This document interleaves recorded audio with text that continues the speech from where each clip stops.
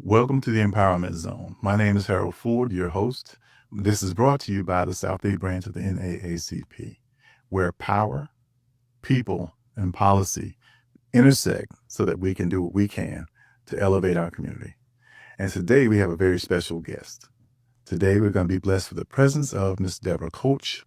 She is the Executive Director of the Red Cross of South Florida. And she is here to share with us not only what the Red Cross does, but who she is and how she does what she does. And welcome to the Empowerment Zone. Thank you so much for having me.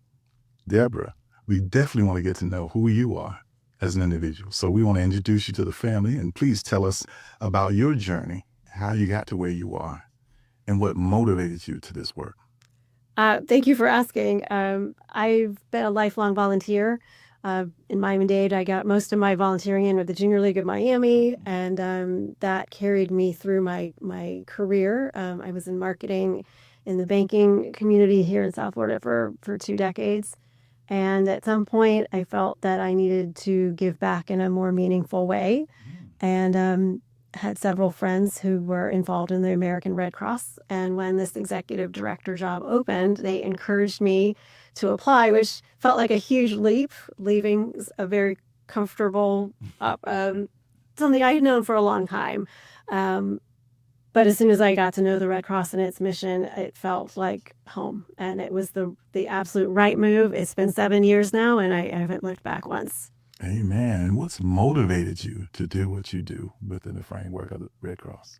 There's so much that the Red Cross does in this community, and just in general, being a volunteer and giving back to the community that's given me so much. The Red Cross, many of your audience probably know us for our work in disaster relief. When there's a hurricane or a flood, the American Red Cross is there. There's so much more that we do during what we call blue skies. CPR classes, first aid classes, swimming classes, which are so vital to the community. We train people how to respond in a disaster. That's something you and I have talked about quite a bit in the past. We install free smoke alarms in homes to make sure that families have home fire prevention education. That's probably our number one disaster that the Red Cross responds to, believe it or not, are home fires. Wow. And while it may seem like a small disaster on the scale, it's a huge disaster to that family. And smoke alarms absolutely help save lives. That's right. That's right. And they're very, very important. And I think, we also talked that we're also Gators. Go Gators. Go Gators. That's what it's all about. So anybody else, don't get mad at us because we made the right choice. But as we move forward, what are also some of the unique challenges in South Florida? Because I know you deal with things nationally, not so much you yourself in your position, but the Red Cross in general. But what are some of the unique challenges that you faced in your position as executive director? That's a great question. Well, starting big picture, as it's, it's just obvious, being a Floridian, that there are more and more large natural disasters these days. So here locally, we've had to recruit more volunteers, do more training, raise more money, make sure that the Red Cross is ready to stand up every single day, no matter what Mother Nature throws at us. Exactly. And we've worked with the NAACP many times to train your members in disaster relief so that when the time comes, we were talking earlier about working with your church. That's one of our favorite partners is the faith community. People share our passion for giving back already. And we can come in, work together to train the congregation to become potentially a shelter or a food distribution site or a resiliency hub. And it's important because the Red Cross can't do any of this by ourselves. That's probably the biggest challenge is we want to do everything, but we know that resources are limited. So we rely on our partners in the community, like this great organization that you run down here, to extend the hand of the Red Cross and make sure that the entire community can be raised up when we need to stand up together. Yeah, and I know the Southeast branch of the NAACP, as we've worked with you all in doing some of those fire alarm installations so that we can help again, protect our communities and help, some of the communities that need those types of products, and not only that, but that type of assistance. And so as we move forward, I know that we also have a unique relationship with the American Red Cross because we have an MOU where Right. through that partnership, we are on the ground and sometimes giving intel to the Red Cross so they'll know exactly where to go and what to do in many communities. And so how valuable has that working relationship with the NAACP been for the American Red Cross? Invaluable, I think is the way to say it. You're right. We do have a national MOU, Memorandum of Understanding, which kind of is an outline of the fact that our two organizations will stand up together in times of disaster. And actually, there's a provision in there that will work together in blue skies again as well to make sure we are ready for those disasters. But where the proverbial rubber hits the road is here locally and having conversations with you like this, where we can put the strategy together that's going to help make South Florida and South Dade in particular a more resilient community. So we're talking about training more volunteers. We're talking about going out and putting in more smoke alarms. We're talking about doing CPR training, hands-only CPR training. Making sure that all of the resources of the Red Cross are available and all of the power of the NAACP is here to back up the work of the Red Cross. And I know you work with Miami-Dade Emergency Management Closely. as well as the Children's Trust and some of the other organizations. How are there certain areas of the community that you feel or you see that need additional resources? Because again, you're there not in perpetuity.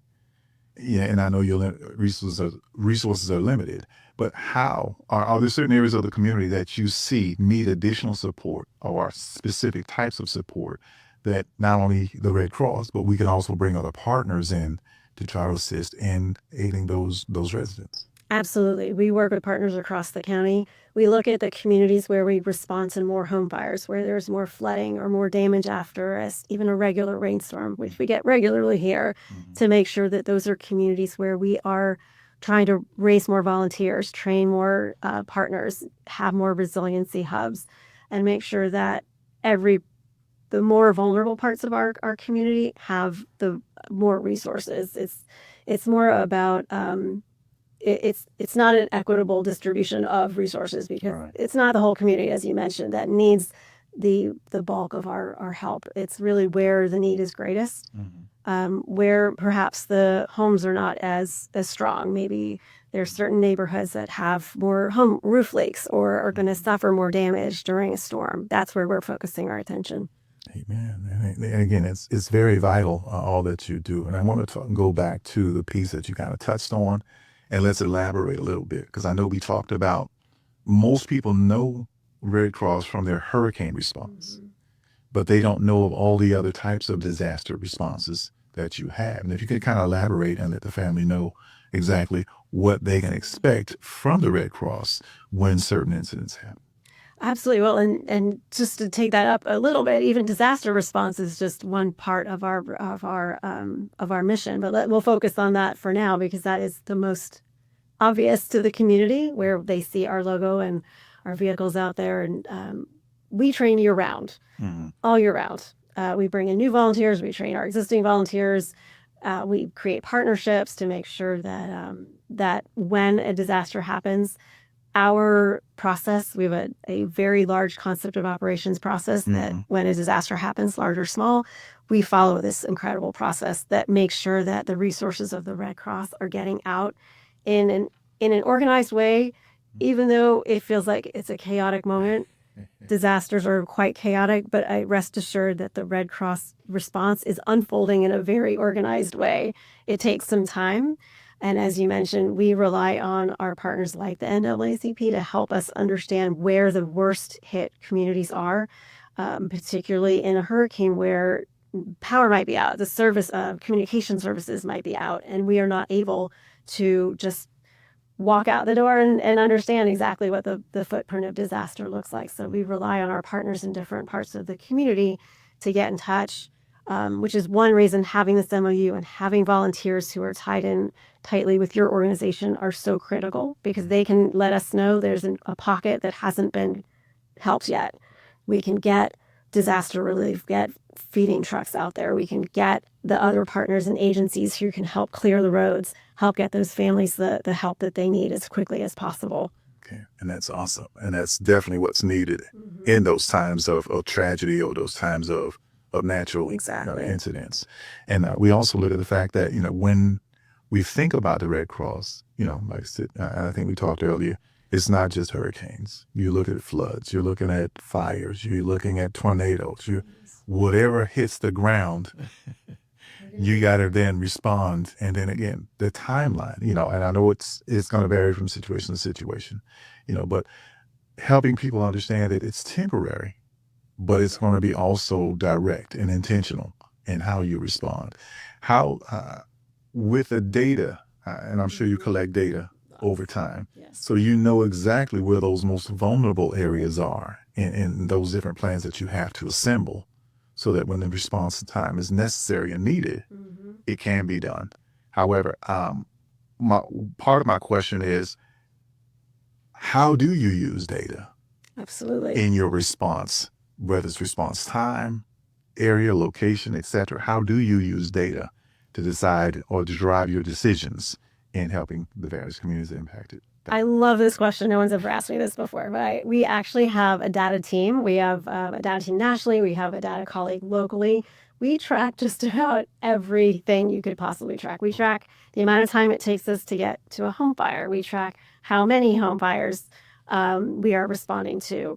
We track which fire departments are calling us and how often. And if we're not getting calls from certain fire departments, we're going to reach out and make sure that they are calling us to make sure that those families are getting the resources that they need. In hurricanes, we're tracking, all of the weather that you could possibly track is getting tracked ahead of time. Wind speeds, water potential, water into different communities. We're working with the National Hurricane Center and National Weather Center to make sure that we are pre-positioning supplies in communities that are going to be hardest hit. I could give you a recent example, and thank goodness it's not Miami, but on the West Coast, which has been Florida, which has been hit so many times. We're tracking the cone of uncertainty to make sure that not only are our volunteers safe, our resources are safe, but that we can get into the impacted communities as quickly as possible. So for Helene, Melton, Helene in particular, we kind of knew that path fairly closely ahead of the storm. We were able to pre-stage enough supplies for 10,000 people to be in a shelter a few hundred miles away from where the storm hit, so that immediately following the all call safe, we were in the communities less than a day after the storm passed. We were setting up shelters, working with the local county, working with our partners, and ensuring that everyone who needed assistance was getting assistance.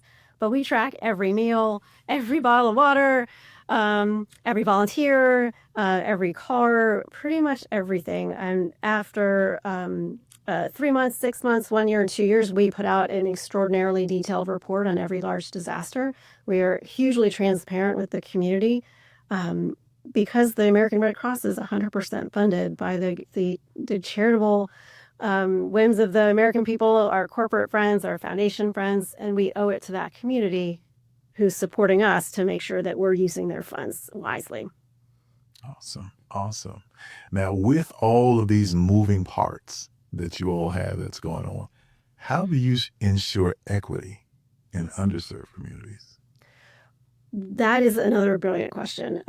We are looking at where the need is greatest, and that is generally the underserved communities. We're about to undertake a pretty large assessment in Miami-Dade, where we're going to make sure that we are indeed providing services to the most vulnerable communities. It is most likely where the most number of home fires are happening, where the most calls we're getting after a storm, where if a potential hurricane comes, where we know the families are going to be in need the most. But again, Red Cross resources are limited, so we have to go where the need is greatest. And that is something we take very seriously. And with the current administration, not getting political, or trying to avoid getting political, we know that, again, you respond to all communities. And what the concerns now with issues of diversity, equity, and inclusion, we want to know how does the Red Cross respond to communities of color and immigrant communities at the time of disaster, because many times those communities don't know what to expect. And right now we have a lot of, unsurety. It's understandable, but the Red Cross has 7 core tenets, and neutrality is one of them. We are completely apolitical. We do not receive any significant funding from the federal government, so we can be in every community that needs us. We do not turn anyone away from a shelter at any time, and we welcome everyone who needs help, regardless of your situation. That's if you are in need following a disaster, the Red Cross is there for you. So we're apolitical, nonpartisan. Correct. Love it. 100%. Love it, love it, love it. Now, stepping back to you, what lessons have you learned in this role as executive director? Because I'm sure your perspective of community has changed tremendously from what you may have had when you were in the banking world or marketing world. Yes. So what lessons have you learned as it relates to community and how you now respond to community? I have learned so much being in this role, that there is just underlying humanity to people, and everybody wants to give back. You just have to find the way they want to give. Some people want to give their time. Some people want to write a check. Some people want to be in the shelter. And it is my job to make sure that everyone who wants to give back can do so. That this community is incredibly charitable.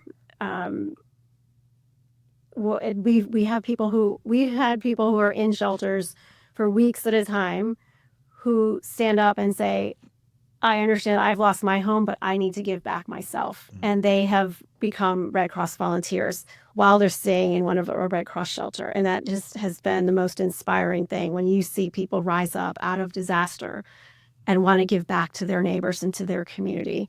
It has inspired me to just to do more, to keep giving back, to keep doing as much as we can do. And Miami, goodness, has been so blessed the last few years not to have a major disaster. We've gotten, whenever something happens in another part of the country, we get inundated with phone calls. People who want to help, and how can they help? Can they drop off items? Which there are other organizations that handle donated items better than we do, but there's just so many ways that somebody can stand up. And it just, my hope, my heart grows every day in this job when I see how charitable, how this baseline of humanity that exists in this community, that we support each other. Okay. And we've spoken about the relationship between the NAACP and the Red Cross, but I want you to also let the community know, let the family know, how can they become a partner with the Red Cross? Because again, you need as many as willing to come in and serve. So how can organizations, individuals become a partner or work within the NAACP with the American Red Cross? Perhaps that and absolutely the NAACP as well. Certainly, we are always looking for great partners. Just to give a few examples, I have a wonderful volunteer partner who's the CEO of the Center for Independent Living, and they support families or individuals with disabilities. They help us anytime we have a family, a client who has some sort of disability with various, whether it's connections to support or some sort of medical device that they need. We have churches who help shelter people, feed people. We have Goodwill and Salvation Army that provide help. Our community is, when I say community, I mean the greater Red Cross community that supports families in need is huge. I'm happy to give out my contact information. Anyone can reach out, and it's my Deborah Koch, DEBORAH.KOCH at redcross.org. We are actively looking for organizations in vulnerable communities to help make sure that we are able to respond, that we have the information we need, that, as you mentioned a minute ago, a lot of vulnerable communities don't trust anyone outside of their own community. So we partner with organizations like perhaps Centro Campesino, maybe, who is a trusted partner in a community that maybe we aren't in every day. So if something happens, we can call that organization and say, what are the needs in your community? How can we support you? And we are absolutely looking for organizations that can help us open doors to vulnerable communities who may have some access issues, but are going to be in need if something happens. And that's important. It's important because partnerships, again, will help us. One being a survivor and one who lived through Hurricane Andrew, we had to partner, even just as a community, to get through those months, without power and without lights and things of that nature. So, partnership is key to making sure these relationships are successful, but more importantly, effective. Exactly. What are 3 things or 3 simple steps families can take to be more prepared for emergencies? You're just singing in my heart. The Red Cross has I'm not going to call it simple, but it is a 3-step process to be disaster ready. First is to make a plan. Know what flood zone you're in. Are you east or west of the highway? Are you going to be required to evacuate if a storm is coming from the east? And make sure everyone in your family knows that plan.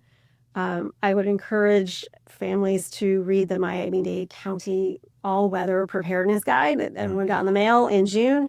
It's outstanding. It also has some resources if you have family members who are seniors and have extra medical needs, or if you have young children and have extra needs. It's really well written.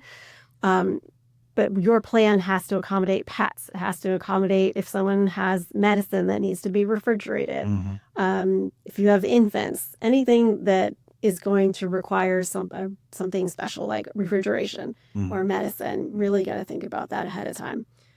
Make your plan, make a kit. If you know you're not in an evacuation zone, your kit might look very different from somebody who may need to evacuate, who lives close to the water or in an evacuation zone. Make sure you've got enough water, food, medicine, non-electric can opener, battery-powered radio, items that are going to help you stay in your home. As you mentioned, Hurricane Andrew was months. Hopefully it won't take that long to get the community back on its feet, but making sure that your kit, the second you hear about a storm in the neighborhood, gas up your car, check your pantry, check your go bag, print out your insurance documents. That's a good one.